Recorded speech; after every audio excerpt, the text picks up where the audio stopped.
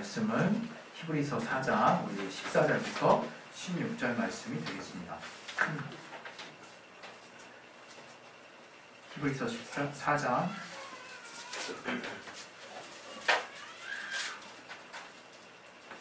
14절부터 16절. 네, 우리 찾으셨으면 우리 다 같이 우리 합독하겠습니다. 시작. 그러므로 우리에게 큰 대제사장이 있으니 승천하신 자 곧 하나님의 아들 예수시라. 우리가 믿는 도리를 굳게 잡을지어다. 우리에게 있는 대제사장은 우리 연약함을 채우려하지 아니하는 자가 아니요 모든 일에 우리와 한결같이 시험을 받은 자로되 죄는 없으시니라. 그러므로 우리가 긍휼하심을 받고 때를 따라 돕는 은혜를 얻기 위하여 은혜의 보좌 앞에 담대히 나아갈 것이니라. 아멘. 오늘 이 말씀 통해서 하나님이 우리에게 주시는 그 말씀을 또 우리 각각에게 주시는 말씀을 들을 수 있도록 하나님의 말씀을 들을 귀와 그 마음을 열어주셔서 우리의 마음밭에 하나님의 말씀을 새겨줄 수 있도록 하나님 역사해달라고 우리 각자 우리 예수여 한번 하시고 기도하겠습니다. 예수여! 하나님 아버지 우리의 심령을 붙들어 주시옵소서. 하나님을 알게 하시고 하나님을 깨닫게 하시고 역사하여 주시옵소서. 주님이 알게 해주시고 깨닫게 하시고 아버지 붙들어 주시고 인도해 주시옵소서. 주님이 함께하게 하시는 희한 은혜로 우리를 붙들어 주시고 아버지 역사에 인도해 주시옵소서. 깨닫게 하시고 인도해 주시옵소서. 우리의 말씀을 주여 시간 주시고 우리가 같은 한 성령으로 감동되고 교통되고 또 하나님의 선한 인도하신 가운데 우리가 나아갈 수 있도록 아버지 도와주시옵소서. 예수 이름으로 기도했습니다. 우리 하나님은 긍휼이 풍성하신 분이십니다. 하나님이 우리 긍휼이 풍성하시다고 하는 부분은 우리가 흔히 풍부하게 채워진다라는 것을 상상할 수 있지만 그러한 하나님의 긍휼과 인내는 우리의 인간의 상상을 사실 초월하는 것입니다. 하나님은 어떻게 그러실 수 있을까 해서 믿지 않는 사람들도 많이 있어요. 어떻게 이렇게 될 수가 있느냐라 상식적으로 통하지 않고 이해가 되지 않아서 진짜 믿지 않는 사람이 있거든요. 그런 사람들 중에 많은 분들은 대단히 의지적인 분들입니다. 의지가 강하고 자기 성취력이 강하신 분들이 있을 수 없는 일이라고 생각하기 때문에 받아들일 수 없어요. 너무 말도 안 된다고 생각하는 거고 황당하다고 생각하는 거죠.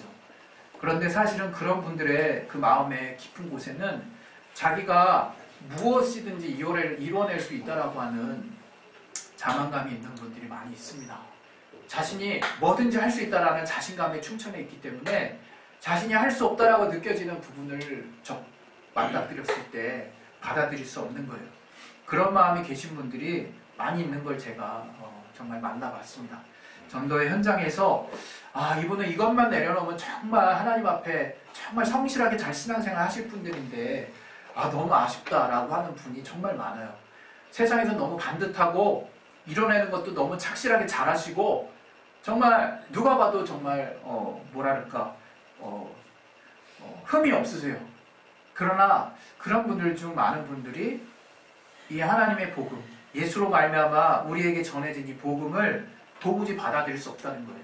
그게 그분들의 실질적으로 믿지 못하는 이유라는 것을 제가 어느 순간 이렇게 알게 되면서 참 이렇게 공허하더라고요. 마음에 참 그래서 하나님이 미련한 자에게 하나님을 알게 하셨구나. 그래서 하나님이 자기를 이렇게 드러내는 자, 자기를 가감없이 솔직하게 자기 연약함을 드러내는 자에게 하나님이 은혜를 주시는 거구나.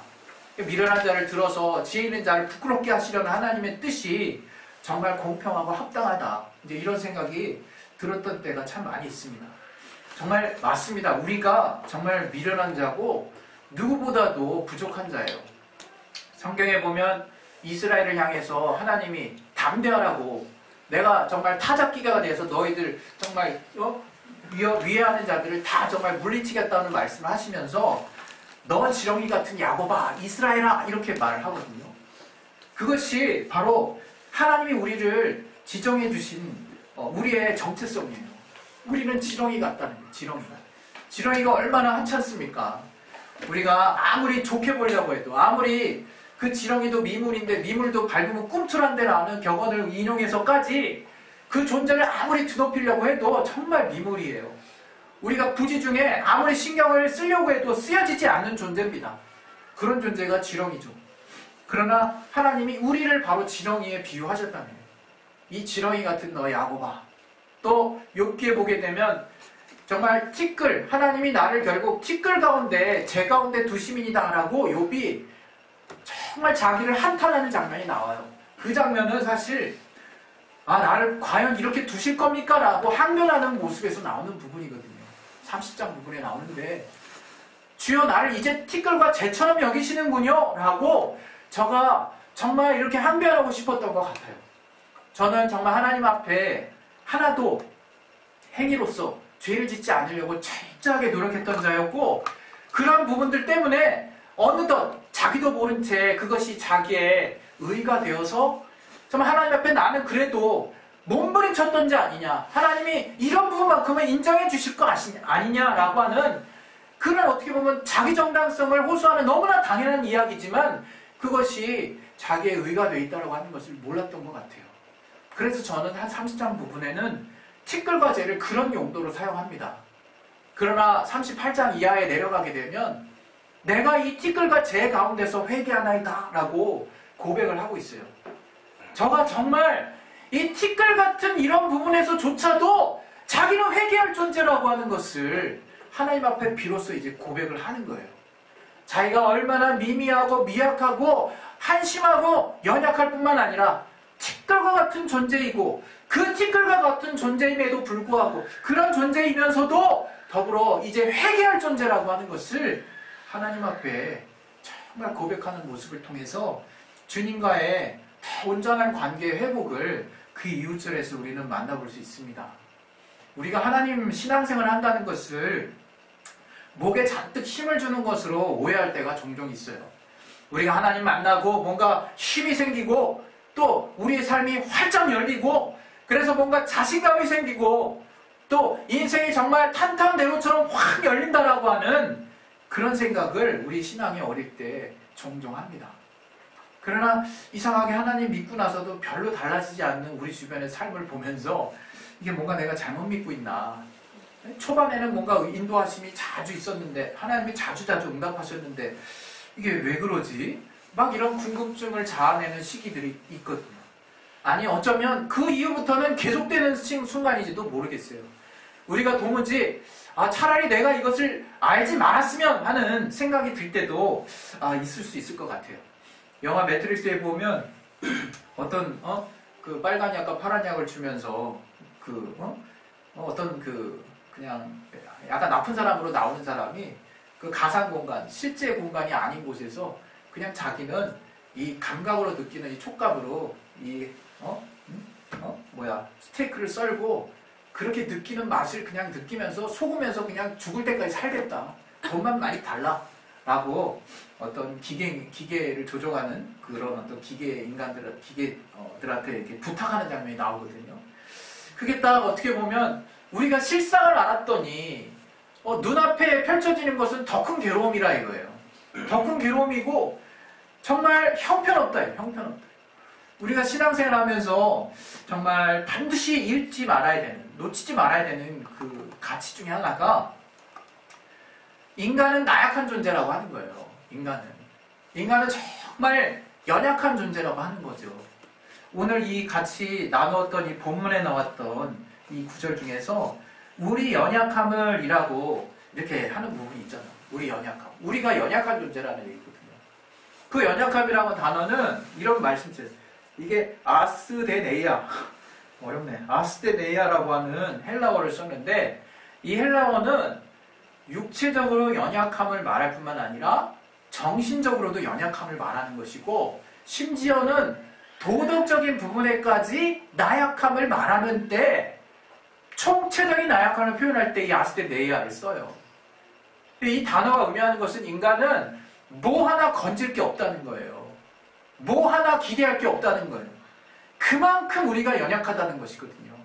그런데 우리 신앙생활이 얼마나 정말 웃기냐면 이런 표현에서 참 죄송하지만 하나님 앞에 내 연약함을 자꾸 감추려고 한다 이게. 내가 부족한 걸 자꾸 감추려고 해. 내가 실수한 걸 자꾸 감추려고 해. 내가 죄 지은 걸 자꾸 감추려고 해. 이게 신앙생활이 아니거든요. 여러분, 우리 성도들 우리 교회 안에서 만날 때 우리 성도분들 만나면요 완전 무장해제가 되셔야 돼요. 사실 물론 서로 이렇게 시험들 만한 것들은 잘 또 주님 앞에서 다듬어져야겠지만 우리가 우리의 심령만큼, 우리의 마음만큼은, 우리의 내면만큼은 믿음의 동역자들을 만나고 또 주님을 만날 때는 정말 평안하셔야 되는 거예요. 정말 그 어떤 순간보다도 내가 안식처에 왔구나 이런 생각이 들으셔야 되는 거예요. 여러분이 그냥 여기만 오면 내가 신경 쓸 게 태산이야. 이 사람 신경 쓰고 저 사람 신경 쓰고 또 이 일 신경 쓰고 저 일 신경 쓰고. 물론 우리가 직분을 맡았기 때문에 또 하나님께 덕이 되어야 된다는, 또 성도분들 앞에 시험 들지 않게 하기 위해서 또 우리가 다소간에 그런 우리의 또 포지션을 취할 수 있습니다. 그것은 합당한 것이에요. 그게 잘못된 건 아니죠. 그러나 근본적으로 우리가 주님을 만나기 위해서 이렇게 예배 때 주님의 몸으로서 교회가 이렇게 하나 되어서 모이려고 할 때는요, 그 어떤 순간보다도 평안하고 행복하고 기뻐야 된다 이거예요. 그리고 내 안에 긴장이 없어야 돼. 긴장이. 그러나 우리가 어느 때부터 긴장하기 시작했어요. 참 신기해요. 이제 어디서도 평안을 찾기 힘들게 됐어요. 우리가 사는 세상은 말할 것도 없고 집에서조차 나 혼자 있어야 제일 편해. 나 혼자 있어요. 왜? 가족도 부모도 또 심지어 남편, 아내, 또 자녀, 그 어떤 관계도 내가 편하게 나를 노출할 수 없는 지금 세상에 살고 있어요. 우리가. 저는요, 제가 세상에 혐오스러운 혐오주의자는 아니지만 이 세상이 지금 막 뭔가 끌어당기는 어떤 분위기, 특별히 우리나라가 끌어당기는 분위기를 제가 엄청 싫어해요. 뭔가 성공지향적인, 뭔가 극복해서 이기면 승리했다라고 하는, 그것이 뭔가 다른 사람에게 본이 되고 우리도 다 그렇게 해야 될 것만 같은 그런 분위기를 조성하는 이 사회 분위기를 전 개인적으로 많이 싫어합니다. 뭔가 그냥 내게 하나님이 주신 방법대로 살면 그게 최고의 삶이 아닌가? 라고 하는 물음을 예수 믿은 이후부터는 더 뚜렷하게 계속 푸시를 받고 있는데, 그것을 이 세상에 적용하기에는 너무 여전히 괴리감이 있다는 거예요. 너무 사실은 우리가 볼 게 많아요. 우리는 정말 길거리 나다니면서 벌거벗고 다닐 수 없어요. 그리고 많은 관계 가운데 예의범절이라는 게 있어요. 상호 관계 가운데 우리가 존중받을 수 있는 여러 가지 것들을 우리는 얻고 납니다. 그것을 통해서 우리는 사회생활을 할 수 있고 우리의 적절한 지위와 우리의 또 인격을 보장받을 수 있어요. 그러나 그게 본질이 아니라고 하는 것을 신앙은 말해주고 있는 거예요. 성경은 말해주고 있는 거예요. 성경에 주님께서 우리에게 계속 강조하시는 것은 너는 지렁이다 라고 하는 거예요. 그 사실을 내 앞에서 낱낱이 고백하면 네가 내 앞에 와서만큼은 그 어떤 순간보다도 가장 평안한 순간을 맞이해야 되지 않겠냐. 주님은 우리에게 계속 부탁하고 계시는 거예요. 여러분, 주님께서 우리에게 정말 우리의 연약함을 체휼하지 아니하신 분이 아니라고 이렇게 성경에 나와 있어요. 오늘 본문에 보면 이 체휼하다 하는 것은 심파되오라는 뜻입니다. 심파되오. 예전에 심페로라는 단어를 한번 여러분과 나눴던 적이 있어요. 함께 일하다, 함께 나눠지는, 그걸 이제 은사라고 얘기했죠. 교회에 덕이 된다는 표현이 그 뜻이라고 그랬죠. 그래서 우리가 은사를 함께 쓸 때는 모두가 나눠지는 모습으로 한다 그랬어요. 심페로. 근데 오늘 또 이 체휼하다는 것은 심파데오를 써요. 함께, 파데오는 이 어원을 찾아보면 고통을 겪다라는 뜻이에요. 다시 말하면 심파데오는 함께 고통을 겪다라는 뜻이에요. 함께. 그러니까 이 심파데오는 그냥 이 단어만 갖고 있는 온전한 의미로는 동정하다, 연민하다, 또 같은 공감을 하다, 그런 뜻이거든요. 근데 이거는 조금 우리가 오해할 수가 있어. 마치 잠깐 떨어져서 그래 네 사정 이해해. 그리고 우리가 흔히 동정하다는 뜻을, 연민을 갖다는 뜻을 너무 약간은 우리 한국의 정서가 그런지 몰라도 단어 사용상 흔히 우리가 딱 느껴지는 정서는 저 사람 가엾다, 그냥 그런 정도예요.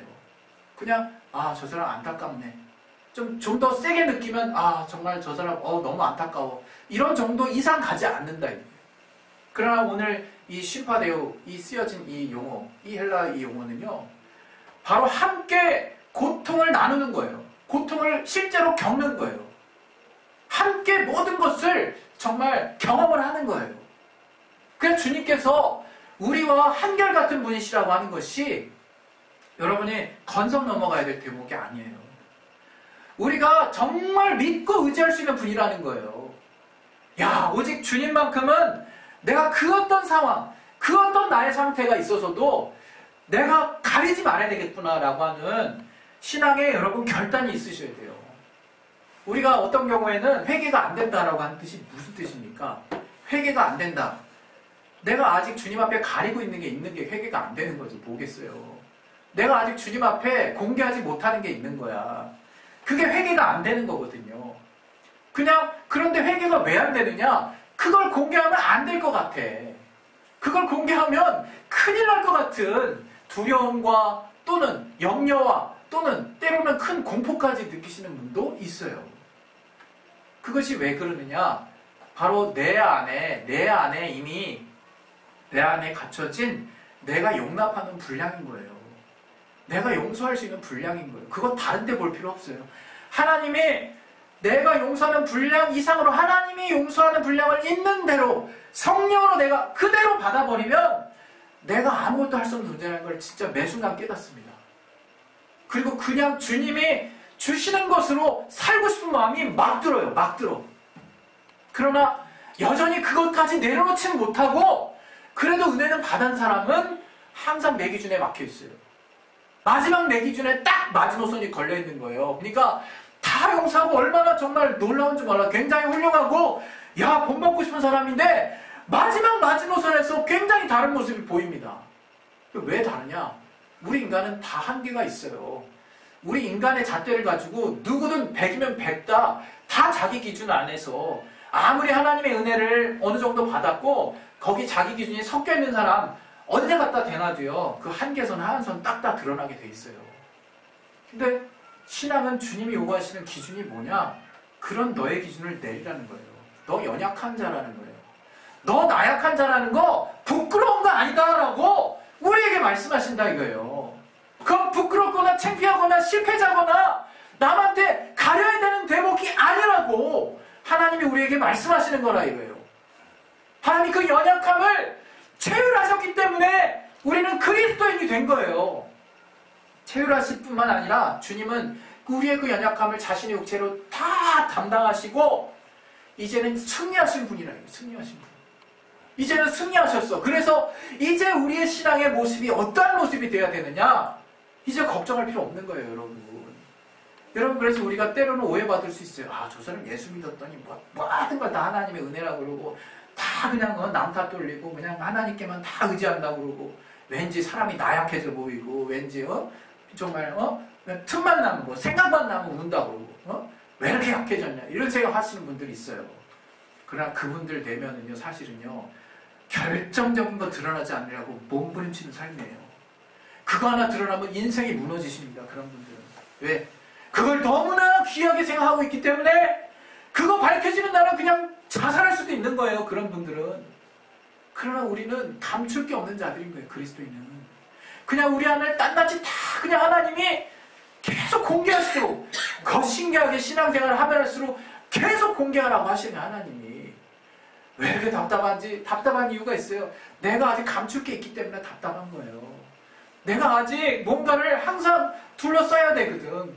물론 인간의 관계 안에서는요 우리가 완전하게 다 노출할 수는 없습니다. 부부관계 가운데서도 마찬가지예요. 제가 정말 뒤늦게 알았죠. 성경을 통해서. 오직 성령께서만이 가장 인격적이신 분이구나. 그분만이 다 받으실 수 있고 다 수용하실 수 있는 분이구나. 심지어 가장 친하다고 하는 아내와의 관계 또 자녀와의 관계 안에서도 지킬 게 있는 거예요. 절대 공개돼서는 안 될 내용이 있을 수 있는 거예요. 그러나 그게 잘못된 게 아니라는 거죠. 그러나 우리가 주님 앞에 나와서만큼은 나를 완전히 투명하게 다 비워야 되는 거예요. 신앙이 성장한 자 다른 걸로 우리가 비유될 것이 아니에요. 내가 얼마만큼 하나님 앞에 나 자신을 다 공개했느냐에 나 자신을 다 공개한 사람은요, 이유 모르는 그 담대함이 있어요. 왠지 모를 담대함이 있어요. 그리고 담대함이 밑도 끝도 없는 그냥 보증 없는 담대함이냐? 하나님이 그때그때마다 책임지실 수밖에 없다 이거예요. 왜? 내가 실제 하나님을 보증수표로 하나님께 나를 다 걸었거든요. 그리고 나를 다 오픈했거든. 그래서 순간순간 정말 비난받을 수 있는 일이 벌어진다 할지라도 하나님 반드시 날 채워주시거든요. 나를 보상해 주세요. 내가 그것이 결코 부끄러움이 안 되도록 하나님이 적절할 때 가르쳐 주세요. 오늘 이 하나님이 우리 주신 말씀의 마지막 절에 뭐라고 나왔습니까? 우리가 긍휼하심을 받고 하나님의 긍휼하심을 받으라는 거예요. 하나님 긍휼이 풍성하신 분이세요. 우리에게 예외 상황이 있을 수 없어요. 우리가 주님을 붙들려고 하는 자라고 하는 최소한의 믿음의 조건이 형성이 된다면 심지어 주님은 안 믿는 모든 자들 향해서도 자신의 피를 흘리신 분이세요. 그러나 그 믿음의 효력을 따라 하나님의 긍휼을 입으려면 우리가 믿음의 최소한의 의지가 필요하다 이거예요. 그 의지가 있는 자라면 이제 더 이상 두려워하지 마세요. 내 연약함 때문에 벌벌벌 떨지 마세요. 다른 사람에게 이건 내가 걸 때마다 늘 책 잡히네. 정말 그래서 막 인생 오늘 하루 종일이 그냥 우울하게 보내지 마세요. 주님은 나의 연약함을 이미 아시고 그러한 나를 정말 가장 사랑하신다라고 말씀하신 분이세요. 그러한 나를 너는 최고다라고 말씀하신 분이 바로 우리 주님이신 거예요. 그 사실을 믿는 자가 복음을 제대로 아는 자라는 거죠. 그 믿음을 가지고 있는 자가 담대하게 누구든 만날 수 있는 거예요. 왜? 내 부끄러움은 이미 다 주님 앞에 맡겼으니까. 내가 어떤 사람을 만나도 내가 뭔가 걸릴까 걱정할 필요가 없어. 왜? 걸려도 상관없으니까. 이미 그런 나약함을 주님 앞에 다 맡겼으니까. 나는 그것을 주님이 나를 그렇게 명명하신 그 주님의 정의를 온전하게 받아들였으니까. 내가 지렁이라는 거 주님이 말씀하신 거 다 받았고 이제 그 위에 하나님의 긍휼하심을 다 받아내고 있으니까. 여러분이 마음에 평안하셨으면 좋겠어요. 그냥 마음에 그냥 편안하세요. 상관없어요. 왠지 모를 불안함 있으신 분 있죠. 괜히 그냥 편안하면 왠지 이 정도쯤 되면 긴장해야 될 것 같은, 그거 세상이 만든 잣대예요. 여러분 왜 자꾸 속으시냐 이거. 우리가 주님이 만드신 잣대는 무엇이냐? 내 안에 들어오라는 거예요. 그럼 그냥 주님이 주신 평안으로 쭉 간다는 거예요. 쭉 그냥 어떤 것이 여러분을 방해할 수 없습니다. 여러분을 끝까지 평안하게 하시는 그 사실이 혹시나 내가 이쯤 되면 뭔가 해야 되지 않을까라는 의무감이 여러분한테 든다면 차라리 그거 내리시고 사랑 더 많이 받게 나갔습니다. 그 사랑으로 하늘에 붕붕 뜨면서 주님 봉사하게 해달라고 기도하세요. 주님이 주시는 힘은 내가 주님이 주시는 일은 주님을 믿는 거라 했어요. 주님이 보내신 자를 믿는 거라 했어요. 여러분 우리가 믿음의 원칙, 믿음의 원리를 알게 되면요 얼마나 놀라운지 몰라요. 하나님이 정말 거저가게 하셨구나 진짜. 내가 드리는 이 땅에서의 노력과 수고는 아무것도 아닌 거였구나. 정말 하나님이 다 이루어 놓으셨구나 하는 것들을 여러분이 발견하실 수 있을 것입니다. 오늘 26절의 마지막의 부분을 보게 되면 때를 따라 돕는 은혜라고 그랬어요. 때를 따라 돕는 은혜. 여러분 때는 하나님이 정하십니다. 하나님이 때를 따라 도우세요. 하나님이 때를 따라 은혜를 채우시면요 문제 해결되는 거예요. 여러분 은혜 받을 때 부인할 수 없잖아요. 신기하게 내 앞에 있는 환경은 아직 진행 중이야. 그러나 은혜 받으면 내 심령의 변화, 내면의 변화, 그런 말미암아 내 인생에 또 앞으로 현실의 삶 가운데 일어나는 결과를 내가 받아들일 수밖에 없거든요. 하나님이 정말 역사하셨다고 하는 것을 내가 그 결과물을 보거나 또는 변하지 않는 현실이라면 그것이 왜 그렇게 됐는지 하나님의 분명한 약속의 말씀을 받든지 내가 굴복하게 돼 있다 이거예요. 왜? 하나님이 때를 따라 은혜를 주셨기 때문에. 그것은 하나님이 정하시는 것입니다. 여러분 가장 합당한 때를 하나님이 가장 확실하게 아세요. 여러분 긍휼을 받으시려고 작정하시고 하나님 우리가 연약하다는 걸 이미 아시니까 감추려고 하지 마시고 있는 그대로 다 고백하시고 하나님 앞에 매 순간 나아오세요. 그러면 정말 평안하실 겁니다. 저 사람 왜 저래? 상관없으세요. 정말 그 사람에게 여러분 대인관계에 성공하고 싶으시면 여러분 관계에 성공하시면 돼요. 그거는 일종의 저는 스킬이라고까지 생각을 해요. 내 내면이 안 그런데 그런 적 너무 많거든요. 마음은 정말 때리고 싶고 마음은 그냥 욕하고 싶고 마음은 그냥 얼굴 확 돌리고 싶은 적이 한두 번이 아니에요. 그러나 주님이 우리에게 주시는 그 마음은 그런 게 아니에요. 내 속과 겉이 같다 이거예요. 속과 겉이 같아요. 그래서 그 마음이 주시는 힘으로 말할 수 있게 되는 거예요. 우리가 그렇게 될 때 우리의 마음이 진정 평안을 얻을 수 있는 거예요. 우리가 세상에서 이 복잡한 세상에서 예수를 믿은 자라면 우리 삶이 정말 행복해야 되지 않겠습니까? 정말 이제 쉼을 좀 얻어야 되지 않겠냐 이거예요.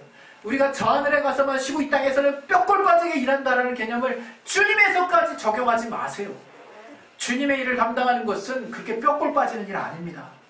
늘 그때그때마다 평안과 쉼과 우리에게 만족과 기쁨을 주세요. 그래서 넉넉히 감당하게 하시는 거예요. 그 기쁨이 있기 때문에 그 나라를 구체적으로 소망할 수 있는 것이고. 우리 시간에 이제 기도하실 거예요. 기도하실 텐데 우리 말씀 하나만 보겠습니다. 히브리서 2장 우리 14절부터 18절 말씀입니다. 히브리서 2장 네. 14절부터 18절 말씀. 예, 우리 같이 천천히 한번 읽겠습니다. 시작. 자녀들은 혈육에 함께 속하셨음에 그것 또한 한 모양으로 혈육에 함께 속하심은 사망으로 말미암아 사망의 세력을 잡은 자 곧 마귀를 없이 하시며 또 죽기를 무서워함으로 일생에 매어 종로를 타는 모든 자들을 놓아주려 하시니 이는 실로 천사들을 붙들어주려 하시며 오직 아브라함의 자손을 붙들어주려 하시니라. 그러므로 저가 범사의 형제들과 같이 되심이 마땅하도다. 이는 하나님의 일에 자비하고 충성된 대제사장이 되어 백성의 죄를 구속하려 하시니라. 자기가 시험을 받아 고난을 당하셨은즉 시험받는 자들을 능히 도우시느니라. 네. 자기가 시험을 받아 능히 고난을 당하셨습니다. 아마 우리 인류 중에서도 예수님과 같은 그 혹독한 고난을 당하는 사람 거의 없을 거예요. 우리가 이 땅의 삶 가운데 받고 있는 핍박이나 여러 가지 삶에 이해될 수 없는 많은 일들을 주님이 함께 하신다라고 하는 그 믿음을 잊지 마세요. 그리고 하나님이 더불어서 우리가 그분과 함께 됨으로 말미암아 정말 하나님이 우리에게 주실 수 있는 영원한 구원과 또 정말 하나님이 우리에게 주신 평안이 늘 우리의 삶에 정말 있다라고 하는 것을 정말 여러분이 더 믿음으로 시인하실 수 있기를 예수 이름으로 축원드립니다. 할렐루야. 우리 시간에 이제 기도하겠습니다. 기도하실 때 정말 하나님이 국민을 풍성하세요. 하나님이 보통 인내가 아니세요. 그 인내 여러분이 굳이 생각할 필요 없으세요. 정말 그 인내는 우리의 상상을 초월하기 때문에 또 여러분 안에 아직 내려놓지 않은 기준, 하나님께 공개하지 않은 기준, 하나님 앞에 이것만큼은 용납할 수 없어요 라고 하는 욥의 모습이 있다면 이 시간 다 내려놓으세요. 정말 주님은 여러분 무장해제 시키시고 그 다음에 주님의 것을 채우기를 원하십니다. 여러분의 것이 있으면 절대 그만큼은 채워지지 않습니다. 이 시간에 예수의 한번에 기도하실 때 주여 주님의 은혜를 날 채워주시고 아버지 나를 온전하게 주님께 다 드러내겠사오니 내 연약함과 나약함을 완전하게 받으시고 그 위에 하나님의 긍휼하심과 은혜를 채워주신 그 은혜로 살 수 있도록 성령 충만하게 도와달라고 우리 시간에 예수의 한번 하시 기도하겠습니다. 예수여 하나님 아버지 우리를 도와주시옵소서. 주시옵소서. 아버지 성령으로 충만하게 주도와 주시옵소서. 하나님이 정말 알게 하여 주시고 우리 가운데 은혜를 주시고 깨닫게 하여 주시옵소서. 주여 우리가 부족합니다. 우리가 무엇 때문에 정말 우리의 연약함을 정말 아버지 고백할 수 없으니까 아버지 주님은 우리의 연약함을 다 채울하시고 자신의 몸으로 다 감당하신 분이시오니 또한 죄는 없으신 분이시오니 우리가 하나님이 모든 우리 육신이 가질 수 있는 연약함을 그분이 다 채울하시고 감당하시고 체험하시고 이기신 분